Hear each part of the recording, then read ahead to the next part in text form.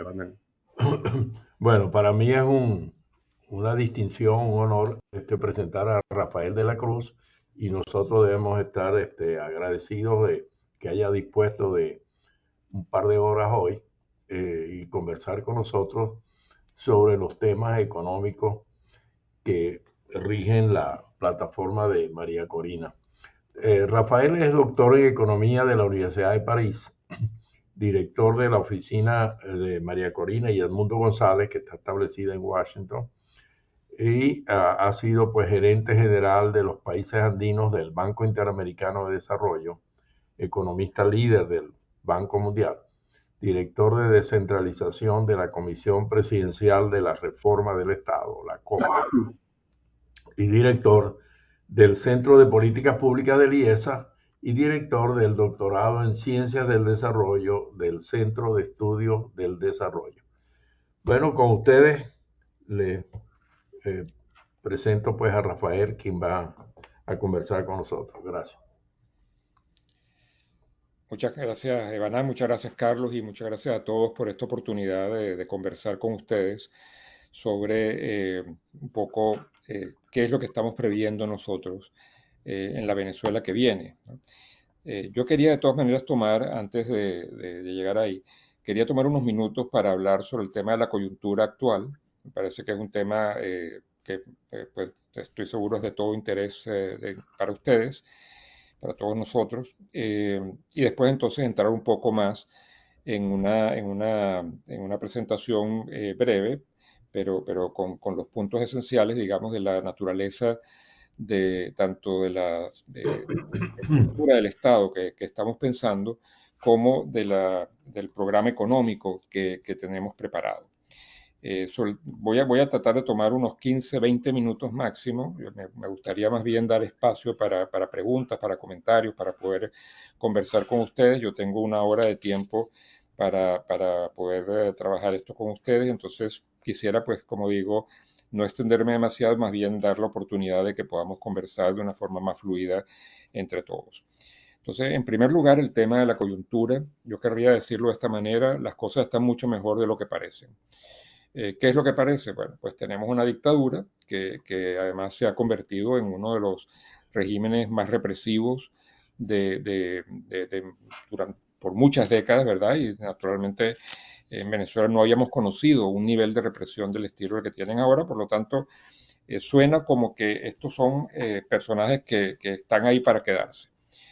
Sin embargo, nuestra evaluación es que el régimen está en este momento, en el momento más débil de los últimos 25 años. El movimiento democrático está en el momento también de mayor fuerza de toda esta época. No hay que repetir mucho, simplemente para ponerlo sobre la mesa, la inmensa mayoría del pueblo venezolano se ha manifestado claramente en contra de este régimen y a favor de un cambio político sustancial dirigido por María Corina y donde la elección del Mundo González Urrutia como presidente en el julio pasado con prácticamente cerca del 70% de los votos lo demuestra. Si hubiéramos podido votar los casi 5 millones de venezolanos, 4 afuera y uno adentro que no pudimos votar, entre ellos yo y muchos de ustedes seguramente, la proporción habría sido 90-10. Es decir, esto es un régimen arrinconado donde tenemos aún, esto no hay polarización, y si hay una polarización entre el 90% del país y el régimen. De manera tal que eso es una situación, si uno se pone en los zapatos de esta gente, yo sé que es difícil hacerlo, ¿verdad? Pero si uno se pone en los zapatos de estos personajes, están viendo un país que está literalmente alzado en contra de ellos y los está reprimiendo. ¿Cuánto tiempo pueden reprimir? Siempre es difícil de predecir, pero lo que puedo decir es una cosa, la represión no es la manera de mantener el control social y político de un país. Eso tiene patas cortas, digamos. Y este es un régimen que no ofrece futuro, que no ofrece ningún tipo de aliciente, digamos, a sus propios componentes del régimen para pensar en una sociedad que pueda evolucionar positivamente en el tiempo. De modo tal que ahí tenemos un régimen, como digo, extremadamente débil. La coalición internacional que hemos logrado armar es muy poderosa. como ustedes lo han visto, que prácticamente todos los días, yo no voy a ir punto por punto de todas las cosas que se han estado haciendo, pero ustedes lo pueden ver, casi prácticamente todos los días le mandamos un misil, ¿verdad?, al régimen desde el exterior. Eso es presión importante que va creciendo, que se está haciendo muy clara. Tenemos en el caso de los Estados Unidos especialmente el reconocimiento de Edmundo como presidente electo. En fin, en términos generales hay una situación de incremento de fuerza nuestra de aquí al 10 de enero, que es el día en donde debería haber un cambio de gobierno. Nosotros lo que estamos haciendo es aumentando y aumentando y aumentando la presión del régimen. Yo querría decir que el régimen está internamente, además de débil, muy fraccionado, muy quebrado. Hay conflictos muy fuertes entre las diferentes mafias del régimen. Esto en realidad es una confederación de familias mafiosas.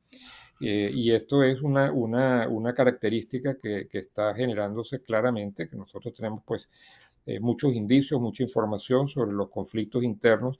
Entonces, toda la presión finalmente que estamos haciendo, tanto nacionalmente como internacionalmente, lo que están haciendo es generando mayores fisuras, abriendo, digamos, la brecha entre las diferentes fracciones del régimen internamente. Por eso es por lo que con esto concluyo un poco de manera muy gruesa el tema de coyuntura, por eso por lo que decía al principio, las cosas están mucho mejor de lo que parece. Una dictadura es una dictadura hasta que cae. El ejemplo de Siria es lo más flagrante que tenemos recientemente, un régimen que parecía que era imposible de mover, bueno, se acabó en 2 semanas. 2 semanas más todos los años de lucha que hubo previamente, por supuesto. Entonces, quería nada más sentar un poco, plantearles un poco estas ideas de coyuntura, que yo sé que es de importancia para todos. Nosotros estamos optimistas y creemos que efectivamente hay posibilidades importantes de aquí al 10 de enero de que pasen cosas en Venezuela. La segunda parte de lo que quería mencionarles, que tiene por supuesto más que ver directamente con la solicitud que me hicieron pues Carlos y Evanán para conversar con ustedes, tiene que ver con el modelo de Estado y el modelo de economía que nosotros estamos pensando. Empecemos por decir que Venezuela tiene un futuro brillante y prometedor, una vez que salgamos de esta pesadilla en la que estamos. Y es un futuro brillante y prometedor porque el potencial que tiene el país es una cosa que vamos a aprovechar y que vamos a aprovecharlo con un modelo económico que nos va a permitir, en primer lugar, restablecer la estabilidad económica del país y, en segundo lugar, crecer de una manera importante. A esto nosotros le llamamos en el programa de gobierno estabilización expansiva. Generalmente los procesos de estabilización que tienen que ver con reformas estructurales y con ajustes estructurales tienden a estar acompañados de procesos recesivos en la economía. Nosotros pensamos que se puede hacer perfectamente un ajuste macroeconómico, es decir, una estabilización de la situación económica al mismo tiempo que un estímulo al crecimiento muy importante. ¿Cómo vamos a hacer esto? Por el lado macroeconómico, por supuesto, hay que poner orden en las cuentas fiscales. Aquí hay una producción de gasto brutal que ha sido la causa, al final de cuentas, con unos ingresos menores al gasto que ha habido, ha sido la causa de una importante presión inflacionaria que estalló con el proceso de hiperinflación que conocimos hace pocos años. Un proceso hiperinflacionario que tiene que ver con la impericia, con la falta de capacidad de manejo macroeconómico de parte del régimen. Hasta el régimen se dio cuenta, hasta ellos se dieron cuenta que la hiperinflación era peor que cualquier otra opción para ellos. De manera tal que aplicaron un programa de ajuste macroeconómico brutal, un programa de ajuste macroeconómico que empobreció al país de una forma enorme y necesaria. Yo he estado personalmente en todos mis 25 años de experiencia en los multilaterales, tanto en el Banco Mundial como en el BID.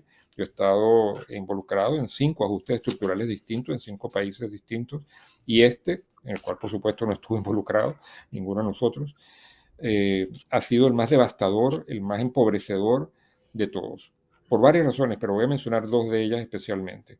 La primera por, nuevamente, impericia, porque son gente que no saben lo que estaban haciendo realmente, pero en segundo lugar, porque el régimen no hizo un ajuste estructural, lo hizo sin crédito externo.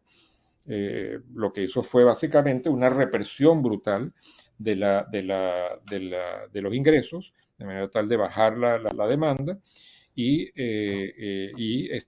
paró o disminuyó considerablemente la emisión monetaria, con lo cual logró pues un aplacamiento, ¿verdad?, de la inflación durante un determinado periodo de tiempo. Sin embargo, no está creciendo y no puede crecer, porque ¿quién puede estar tan fuera de sus casillas, ¿verdad?, para invertir en un país como Venezuela en este momento, donde, déjenme mencionar brevemente la historia económica de Venezuela en un minuto. Un país que perdió los derechos de propiedad cuando Chávez empezó a expropiar empresas y fondos y todo tipo de actividad económica.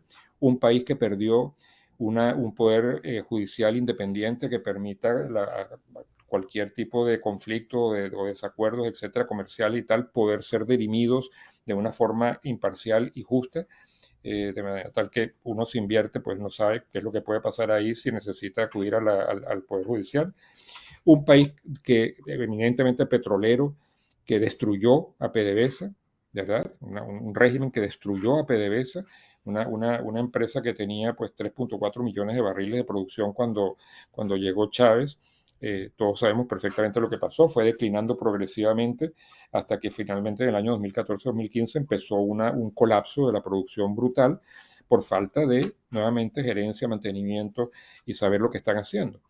Eso se coaligó se juntó con una caída de los precios del petróleo internacional y produjo, por supuesto, ese quiebre extraordinario, muy importante, que terminó al final, al cabo de un cierto tiempo, en hiperinflación. Muy importante mencionar sobre este punto, voy a hacer un pequeño paréntesis. Hay una cierta narrativa que pretende decir que las sanciones económicas producidas por los Estados Unidos sobre Venezuela son las que empobrecieron al país. Las sanciones económicas fueron en el año 2019, recordémoslo. El colapso de la producción petrolera empezó en el año 2014-2015 y siguió hasta el año 2018, un año antes de las sanciones propiamente hablando. Las sanciones petroleras o las sanciones económicas en general han sido sanciones contra el régimen. Un régimen que ha tenido una capacidad extraordinaria de destruir la economía, pero al mismo tiempo enriquecerse a sí mismo. De manera tal que, en ese sentido, cierro el paréntesis, una nota en el caso de que haya alguien que quiera explorar un poco más a fondo el tema de las sanciones económicas y de la marcha de la economía. Bueno, dicho todo esto, ¿hacia dónde vamos? Una vez que estabilicemos, y en el momento en que estamos estabilizando, de hecho, la economía, vamos a pasar también a un programa de crecimiento. El programa de crecimiento tiene varios ejes.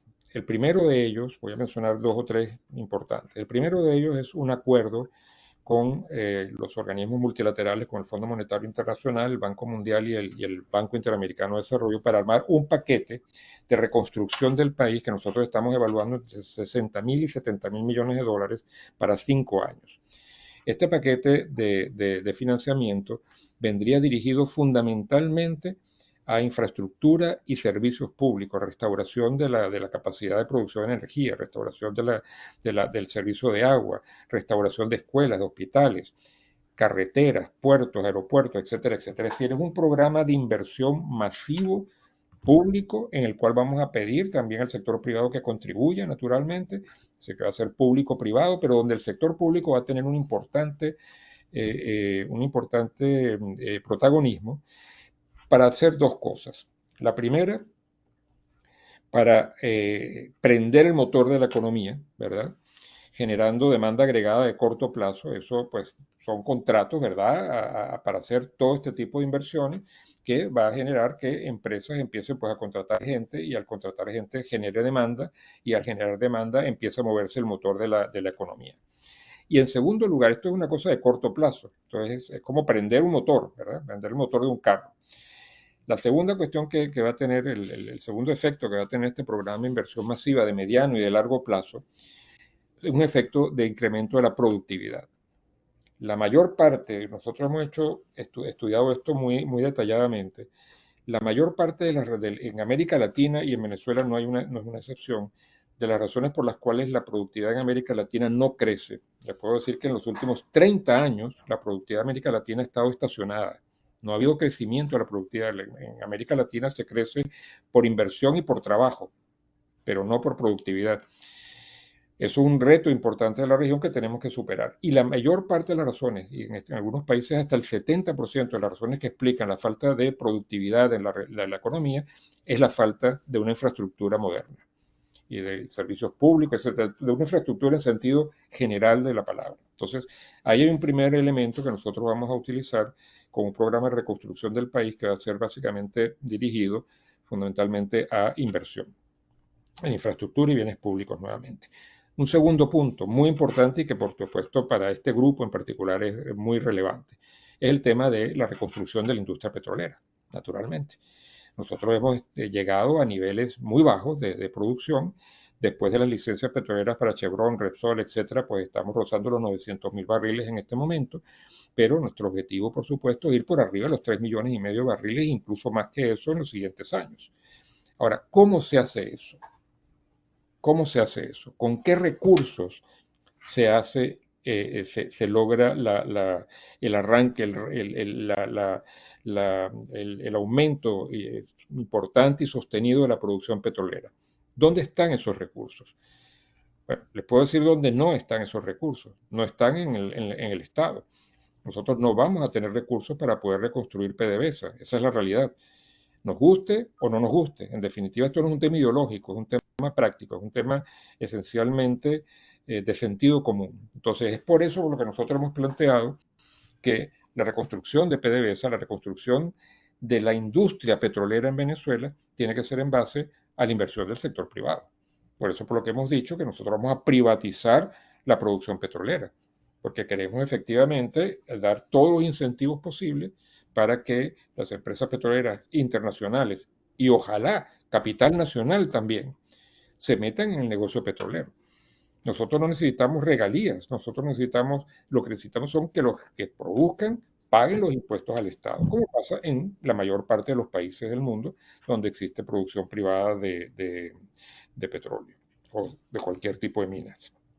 Entonces, digamos, aquí hay un tema muy importante que sabemos perfectamente que puede ser muy controversial. Hay sectores que piensan que deberíamos de reconstruir PDVSA y otros sectores que piensan que no, etcétera. Pero para nosotros, la verdad, esto nuevamente no es un tema ideológico, esto es un tema de sentido común y de ser prácticos. No tenemos el crédito necesario para hacer esto y al mismo tiempo reconstruir el país. Es decir, el país está, déjenme darle unas pocas cifras nada más para dimensionarla donde estamos nosotros en este momento.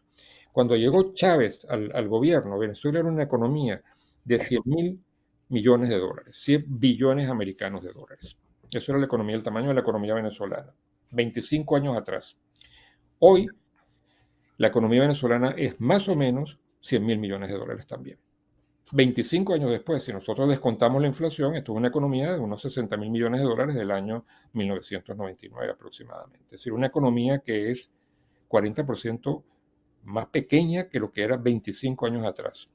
Si nosotros hubiéramos seguido el ritmo de crecimiento del que tenía la economía antes de Chávez y hubiéramos logrado que efectivamente por lo menos una parte importante del programa de expansión petrolera que tenía previsto PDVSA en su momento se hubiera hecho realmente, Venezuela en este momento sería una economía de alrededor de 700.000 millones de dólares.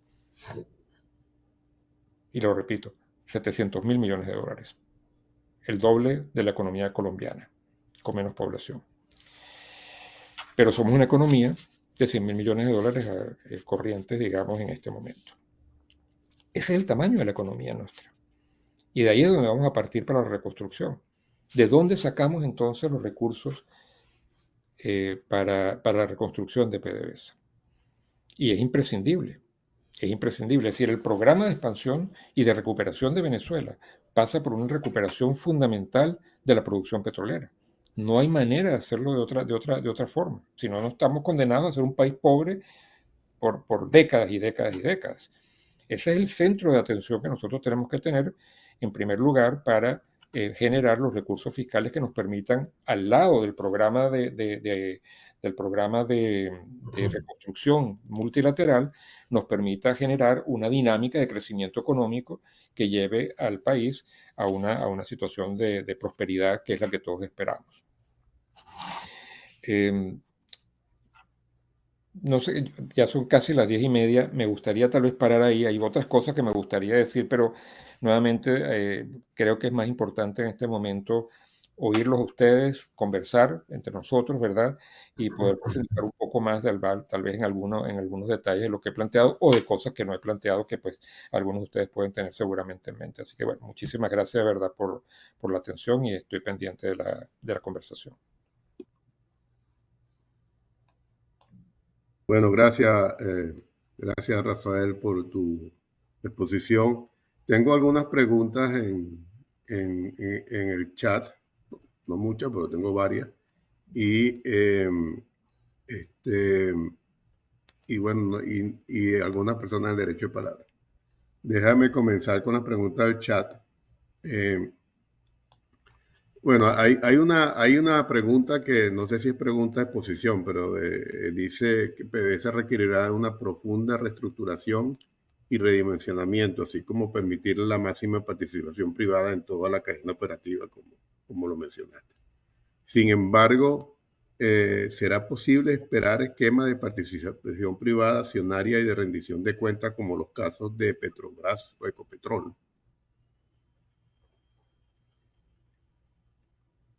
¿Tienes el micrófono apagado? Ahora, definitivamente PDVSA va a tener que ser reestructurada. Probablemente estamos pensando más en una reguladora que en una productora. Sin embargo, yo creo que tenemos que ser pragmáticos en todos los sentidos. Es decir, todo el capital privado que pueda venir a producir tiene que ser bienvenido y vamos a tener que hacerlo pues como se debe, ¿no? Es decir, haciendo pues las licitaciones adecuadas de una manera transparente, etcétera, etcétera.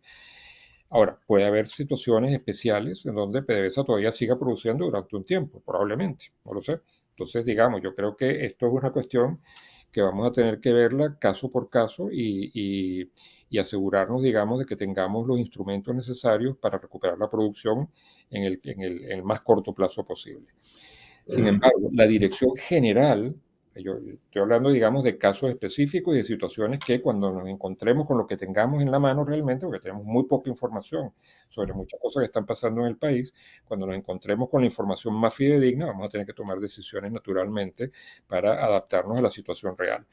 Sin embargo, la dirección general estratégica es la que estoy planteando, que es esencialmente asegurarnos de tener el financiamiento, el capital necesario para recuperar la producción. Gracias, Rafael. Aquí hay otra pregunta que te la voy a leer, yo no la entiendo bien, pero te la voy a leer. Dice, ¿cuál es la proyección temporal que estiman funcionar para prender el motor generando demanda agregada keynesiana? ¿Y con qué indicadores van a dar seguimiento a ese progreso para la superación de una economía keynesiana? Sí, correcto. Eso, los plazos son muy cortos.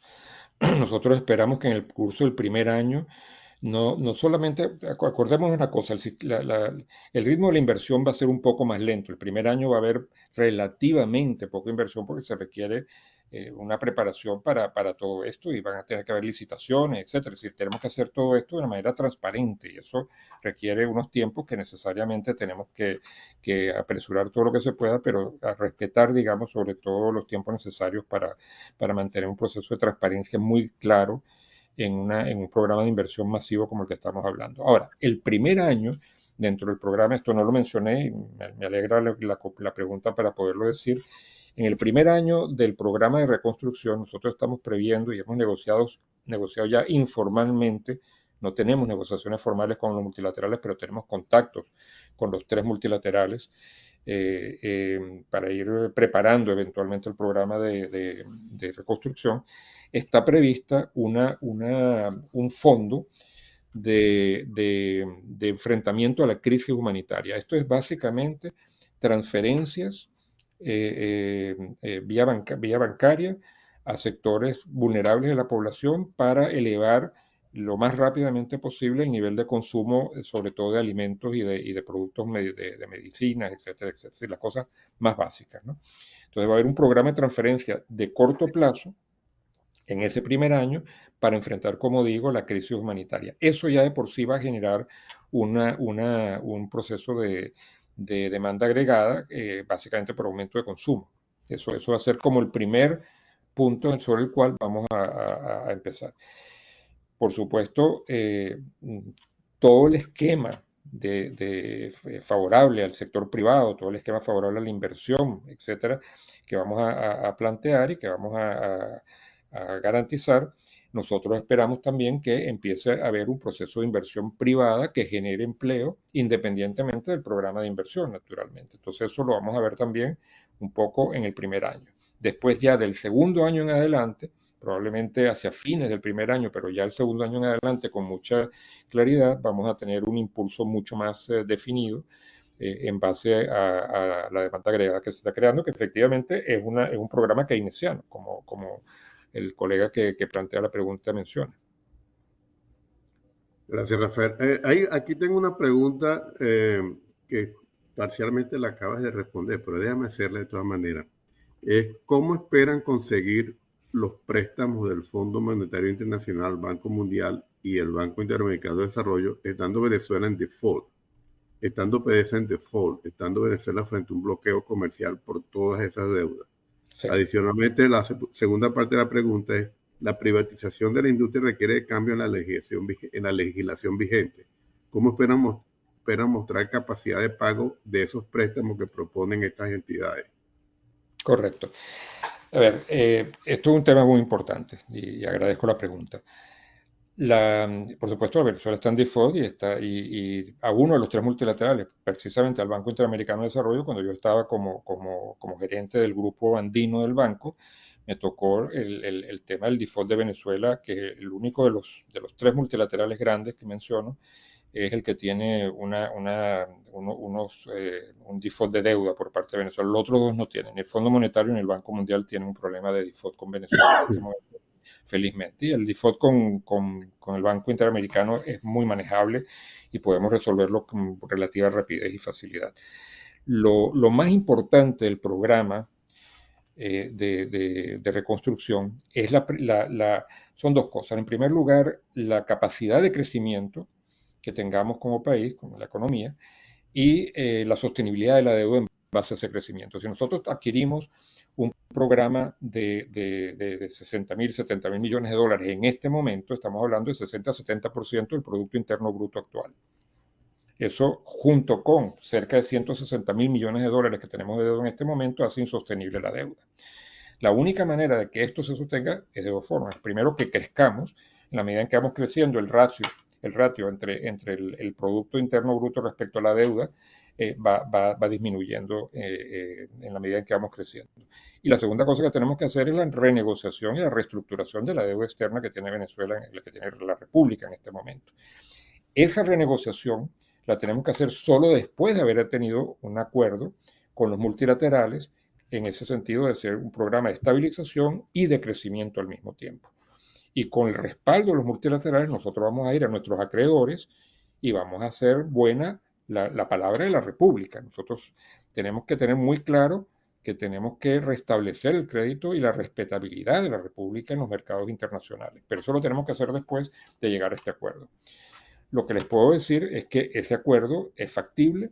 Nosotros tenemos, como dije ya, contactos informales con los multilaterales. No ha habido contacto formal hasta que no haya un gobierno reconocido que permita ir a los multilaterales a negociar de manera ya formal. Pero ya sabemos y tenemos expectativas muy positivas sobre las posibilidades de un programa de estas características. Ok, mira, gracias, Rafael. Aquí hay una pregunta muy corta que dice de inmediatez. ¿A qué hay hambre? ¿Qué se hará mañana? Yo creo que mencioné algo ya sobre ese tema. Efectivamente, la situación en Venezuela es un drama, todos lo sabemos, no hay nada misterioso en eso, es una cosa que parte del corazón realmente de ver lo que ha pasado en ese país y cómo está sufriendo mucha gente. precisamente por eso y por la comprensión que hay del nivel extremo de pobreza que hay en Venezuela, es que los multilaterales están dispuestos, en principio, no puedo anunciar eso naturalmente de manera formal porque, repito, no hemos tenido negociaciones formales y no hay un acuerdo formal en este momento, pero sabemos que hay una buena disposición para discutir un programa de apoyo a la crisis humanitaria. De manera tal que esto sería esencialmente una parte del programa de reconstrucción que iría esencialmente a aumentar el nivel de consumo de los sectores más pobres en el área justamente alimenticia y de servicios de salud. Eh, Te preguntan, ¿podría convertirse PDVSA en una empresa pública vendiendo un porcentaje X de sus acciones? Bueno, no me quisiera pronunciar sobre los detalles de cómo mover, digamos, la estructura de la industria en Venezuela. Estas son cosas que esta idea de simplemente poner en venta las acciones es una posibilidad, puede haber muchas otras, pero preferiría no pronunciarme sobre eso porque no es un tema que nosotros hayamos acordado internamente todavía en la campaña. Ok, tengo un par de preguntas aquí relacionadas con capital humano, con recursos humanos. ¿Cómo enfoca el capital humano en PDVSA? Y la segunda es, ¿qué podría decirse sobre el empleo, dada la necesidad de reestructurar toda la administración pública, incluyendo todas las empresas del Estado? Sí, muy importante la pregunta. Nadie se puede imaginar, ¿verdad?, que vamos a llegar al gobierno y a expulsar a toda la gente que nos parezca que está de más, digamos, ¿no? De hecho, hay mucha gente que está de más esto es un estado que ha crecido de una manera increíble. Hay 36 ministerios, esto es una cosa loca completamente, ¿no? Algunos, por supuesto, no tienen tanta gente, pero otros muchas. Ustedes mismos, que ustedes tienen de la experiencia petrolera, saben muy bien qué fue lo que pasó en PDVSA, cómo explotó, ¿verdad?, el empleo en PDVSA innecesariamente. De modo tal que eso es un problema que tenemos, pero nuestra posición sobre ese asunto es que eso tiene que ser gente que tiene que ser reentrenada e ir progresivamente pasando al sector privado en la medida en que vaya creciendo la economía. En la medida en que va creciendo las oportunidades, la inversión y van creciendo las oportunidades de empleo, podremos ir llevando progresivamente un programa de disminución del tamaño del Estado, fortalecimiento del Estado en las áreas que realmente son de importancia, con personal capacitado y, por otro lado, mucha de la población que está medrando en este momento dentro del gobierno, ir siendo transferida progresivamente, como digo, pues al sector privado. Eso es de manera muy conceptual. ¿Cómo se hace eso de forma más específica? Pues nuevamente también tenemos que ver qué es lo que tenemos entre manos. Nosotros ni siquiera sabemos, para decirlo francamente, cuántos empleados públicos existen en Venezuela de verdad, verdad. Tenemos estimaciones, naturalmente, pero no sabemos el detalle de ninguna forma. Yo me acuerdo mucho, Fernando Chumacero, cuando llegó a la alcaldía de Maracaibo, nosotros almorzamos un par de semanas después de eso, Fernando y yo. Y, y entonces, bueno, me estaba contando anécdotas del asunto. Y una de las cosas que me dijo, en aquella época, que no es el nivel que tenemos ahora de opacidad, de que no se sabe qué es lo que está pasando, no hay información de casi nada. En aquella época había mucha más información y se resulta que llegó a la alcaldía y no sabía cuántos empleados había. Entonces, yo le digo, bueno, ¿y qué hiciste? Entonces dijo, bueno, me puse a todos los directores que nombré a pagar ellos directamente a los empleados en la primera quincena que sucedió para enterarnos de cuánta gente teníamos. Imagínate tú, eso era en aquella época donde por lo menos había una cierta contabilidad y un nivel de información relativamente importante.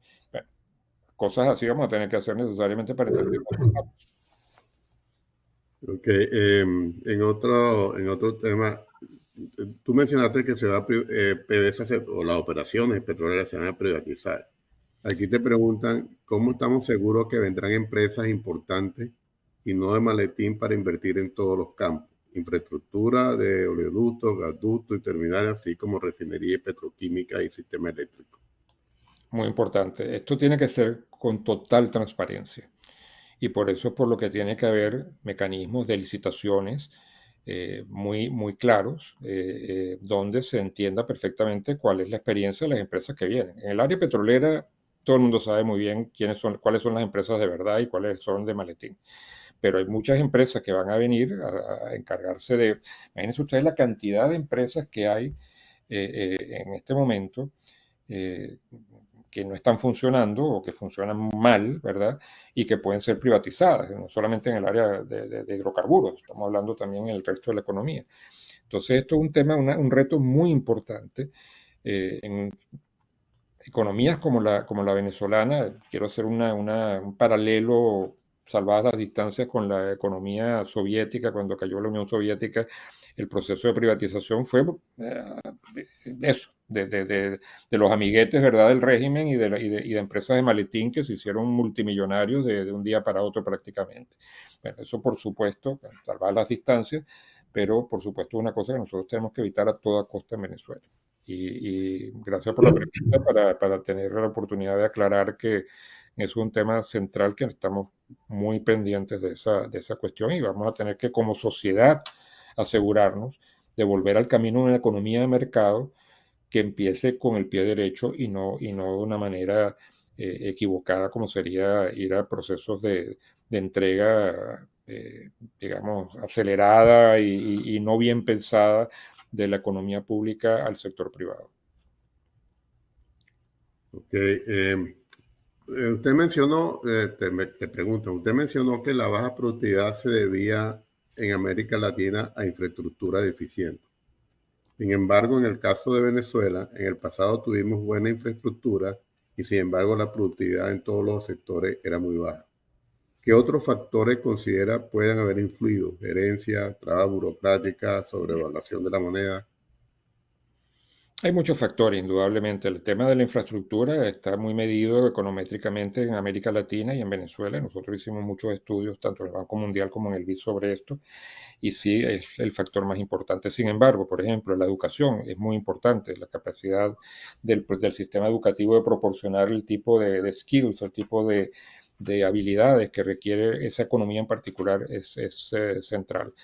Hay temas culturales también. El tema cultural básicamente tiene que ver con esta, como la disposición, digamos, a trabajar, a vivir para trabajar en vez de trabajar para vivir. Los latinos trabajamos para vivir, los anglosajones viven para trabajar. Eso es el chiste, digamos, alrededor de estas dos culturas. Pero hay algo de cierto en el fondo. Y hay un tercer, otro elemento muy importante, que es la organización industrial. Hay estudios muy interesantes, por ejemplo, de mexicanos que en México tienen un nivel de productividad X, migran a los Estados Unidos y la productividad se cuadruplica, ¿no? El tema de organización industrial es muy importante. Y así podemos seguir, el tema tecnológico, en fin. Pero a pesar de que Venezuela tuvo una infraestructura importante, nunca llegó a tener una infraestructura realmente de nivel necesario para generar este impulso de productividad. Eso no significa que nuevamente sea el único factor. Hay que reconocer que hay muchos otros factores, algunos de los cuales he mencionado. Bueno, tengo una última pregunta y pues pasamos a los derechos de palabra. Preguntan si PDVSA debe ser reguladora, ¿por qué esa función no es asignada una vez al Ministerio de Energía, donde cumpliría la función reguladora como fue la Dirección Técnica de Hidrocarburos del pasado? PDVSA espere a su desaparición. Perdón un segundo nada más, discúlpenme. Las preguntas a los derechos de palabra, por favor, que sean muy concretos. Tenemos 12 minutos y tengo 6 personas. O sea que podemos abordarlas a las 6. Adelante, Luis. Sí, muy buenos días, Rafael. Muchísimas gracias por compartir tu tiempo aquí con nosotros. Yo tenía un comentario sobre una respuesta que acaba de dar. Yo creo que hay tanto talento afuera en la diáspora petrolera venezolana que también se debería permitir a empresas medianas y pequeñas participar en las licitaciones. Yo creo que eso es clave para aquellos campos pequeños y medianos que existen en el país. Porque si vienen las empresas grandes solamente como en la apertura, ahí yo creo que estaríamos dejando por fuera mucha gente con mucho talento. Me alegro mucho que dijeras el ejemplo de México en algún caso que mencionaste, porque México hizo un programa para abatir un poco la pobreza de tarjetas de débito con un monto suficiente para que la gente pudiera comprar comida, medicina y cubrir otras necesidades. A mí me parece que eso fue extraordinario y, por cierto, le hizo ganar la presidencia a una señora que no tiene ni liderazgo ni carisma por ningún lado. O sea que electoralmente también fue muy bueno. Entre las cosas de mayor impacto en el bienestar social, Tiempo, a Luis, Rafael. tiempo, Luis, por favor. Ajá, pero que ya se acabó. Sí, un minuto. Ok. Bueno, solamente quería recomendar la creación de una campaña de centros móviles de salud, así como la tiene el Grupo México aquí en México. Gracias, Luis. Bueno, ok. Contestando un poco la primera parte de la pregunta, sería ideal que venezolanos con amplia experiencia, ¿verdad?, en petróleo, además Venezuela se da el lujo precisamente de haber tenido de los mejores profesionales mundialmente en el área de petróleo. Sería ideal, ¿verdad?, que pudieran formar empresas o trabajar con empresas que permita recuperar la producción en Venezuela. Eso sería imagínate tú, ¿qué más querríamos, ¿no? Ojalá. Gracias por tu Gracias. pregunta. Jorge, un minuto, por favor. Sí, mira, Rafael, todos coincidimos con tu planteamiento con respecto a la privatización de PDVSA. En eso hemos estado trabajando años, no meses. Pero quería poner una acotación. La caída de petróleos de Venezuela comienza en diciembre del 2002, cuando votaron 22.000 personas, entre los cuales muchos de los que estamos aquí fuimos votados, de manera que ahí comienza el deterioro de la industria petrolera y la caída, aparte de la corrupción. Solamente quería hacer esa acotación, que no fue en el 2011 en realidad, aunque bajó la producción de petróleo, pero el efecto mayor fue en diciembre del 2002. Por otra parte, quería decirte, ¿qué tienen pensado ustedes con relación a cómo van a manejar la Asamblea Nacional y, por otro lado, el Tribunal Supremo de Justicia? Pues tenemos tres poderes: el poder ejecutivo, Tiempo, Luis, Jorge. legislativo. Entonces quería saber cómo van ustedes a manejar esa situación cuando los periodos de esos poderes no vencen en enero del 2023. Muchas gracias, Jorge. Totalmente de acuerdo contigo. Lo pasé muy rápido por una historia mucho más compleja, naturalmente. El 2002 fue un punto de inflexión fundamental que destruyó la capacidad gerencial de PDVSA. Y eso no hay ninguna duda. Y eso, aunado a una incompetencia increíble de parte del régimen para manejar la industria, la falta de comprensión de la necesidad de inversión permanente en la industria, etcétera, falta de mantenimiento y toda esta cosa, terminó acabando con la industria en un momento en que colapsó posteriormente en el año 2014-15 en adelante, ¿no? Fue progresivamente deteriorándose hasta que finalmente colapsó de una manera abrupta, ¿no? Sobre el tema de la Asamblea, el Tribunal, etcétera, estos son instituciones del régimen, estos no son instituciones legítimas, no son poderes independientes. La manera como nosotros finalmente logremos el cambio político va a determinar mucho qué es lo que va a pasar. Nosotros hemos hablado y lo hemos dicho públicamente más de una vez, constantemente, estamos ofreciéndole al régimen una negociación seria para entregar el gobierno de forma pacífica y ordenada. Eso sería lo ideal. El régimen no ha querido de ninguna manera establecer contacto con nosotros, no ha aceptado esta oferta, y eso, lo que a mí me preocupa, digamos, de esa situación es que el régimen puede colapsar, literalmente. Es decir, la situación interna de debilidad, de fraccionamiento interno, de peleas internas que existen en este momento, pueden llevar eventualmente a un colapso del régimen, que significaría no un colapso del Ejecutivo, simplemente un colapso del Ejecutivo, del Legislativo y del Judicial del régimen. Si algo ha demostrado el régimen es que no hay poderes públicos independientes en Venezuela. Son poderes todos, brazos distintos del mismo régimen. De modo tal que cómo va a suceder esto realmente en la práctica va a depender mucho del proceso de transición que nos permita efectivamente cerrar este capítulo. Será una transición a través de una negociación en la cual tengamos que convivir eventualmente con un poder legislativo durante un tiempo hasta que haya elecciones, o será un colapso del régimen que nos va a obligar a restablecer las instituciones desde cero con elecciones nuevas. No lo sabemos.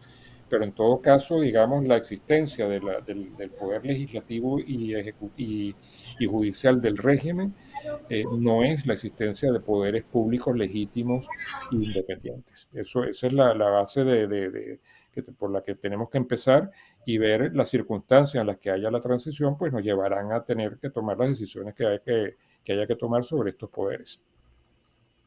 Gracias, Rafael. Evanán, un minuto, por favor. No, yo se lo paso a los demás, dada la escasa de tiempo. Tenía Iván una y yo andamos pregunta, pero siempre hablamos hablando, mucho. así que nos ¿Ah? conocemos. Ok, Sí, claro. Pedro Figueroa. Un minuto, Pedro. Pedro, no sé qué le pasó. Bueno, vamos con Luis Corona. Mira, Carlos, soy yo. Lo que pasa es que me tuve que conectar por el teléfono. Es Eduardo Betancourt. Oh, ¿aló? ¿Aló? ¿Me escuchan? Mira, Rafael, yo Espérate, tengo... pero Eduardo, ok, discúlpame, Eduardo, que le había dado la palabra a Pedro. Espérate, vamos a darle a Pedro y después hablas tú, por favor. Ok. Adelante, Pedro. Ok. Un minuto. Ok. Nosotros los petroleros con experiencia, yo con 68 años y haciendo consultoría en 15 países de 3 continentes, sabemos que en el Mioceno del Zulia tenemos lo que llamamos petróleo behind the casing, porque lo producimos a mucha velocidad debido a las guerras mundiales y regionales. Y ese petróleo se quedó atrapado ahí. Y eso lo podemos sacar. Y ese petróleo ya tiene la infraestructura en sitio. Lo único que tenemos que hacer es los estudios para poder extraerlo. Y eso ahorraría dinero de inversión para comenzar a producirlo, no solamente más económicamente, sino más rápido. Y segundo, en la década de los 1980, me pasé 10 años estudiando la posibilidad de darle mayor valor agregado al gas que quemamos. Nosotros seguimos, como los países en su desarrollo, vendiendo materia prima y con mínimo de valor agregado. Y en esa experiencia de 10 años, conocí que las empresas petroquímicas americanas, que visité varias, Tiempo, llegaban a Pedro. productos que podían venderse en $1,700 por barril cuando el barril de petróleo estaba en 28. Gracias, Pedro. Lo que tomo, digamos, de tu observación, Pedro, y te agradezco, es el tremendo potencial que tenemos, el tremendo potencial que yo estoy seguro que podemos, con la habilidad, con la experiencia de todos ustedes y de gente como ustedes, podemos recuperar y poner el país a funcionar. Ok, Eduardo, abre el micrófono. Ok, Rafael, rápidamente. Mira, me gustó mucho lo que dijiste acerca de que había que ser pragmático y no ideológico en las decisiones que se toman en materia petrolera. Yo tengo dos inquietudes fundamentales. La primera, siempre se está hablando de un órgano regulador, cuando lo principal que necesitamos de ese órgano es que sea planificador para que pueda saber primero qué es lo que vamos a hacer, a qué empresa vamos a invitar, en qué condiciones debemos invitarlas, cómo ser competitivos, etcétera.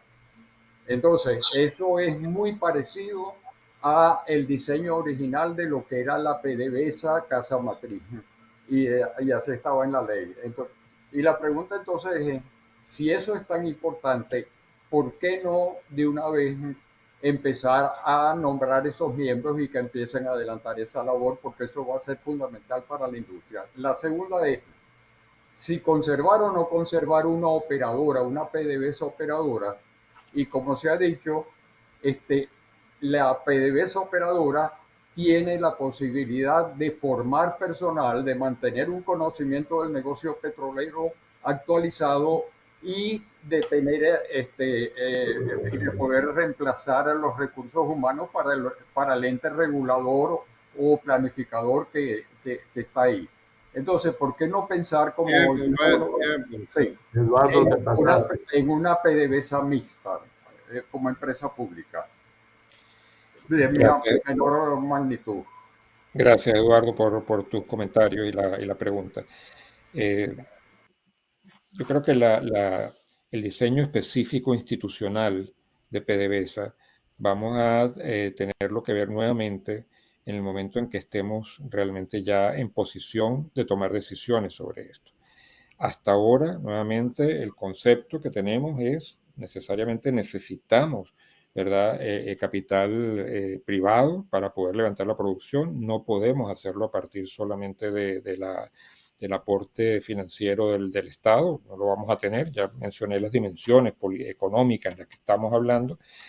Y por otro lado, también tenemos muy claro que necesitamos un organismo regulador que tiene que ser también, naturalmente, como tú lo mencionas, un organismo planificador, es decir, un organismo que piensa en el desarrollo de la industria. Al final de cuentas, siguiendo la tradición constitucional española, que es la venezolana y la latinoamericana, las minas son del rey, las minas son de la república. Es decir, el petróleo no va a ser, el petróleo que está debajo de la tierra no va a ser de nadie, sino de la república. Entonces, la privatización es la privatización de la producción. Entonces, bueno, eso va a requerir de determinadas indicaciones, de determinados diseños institucionales que, como digo, vamos a tenerlos que ir afinando. Yo no soy contrario a tener una amplitud de miras para ver cuáles son las diferentes situaciones en las cuales tengamos que adaptarnos.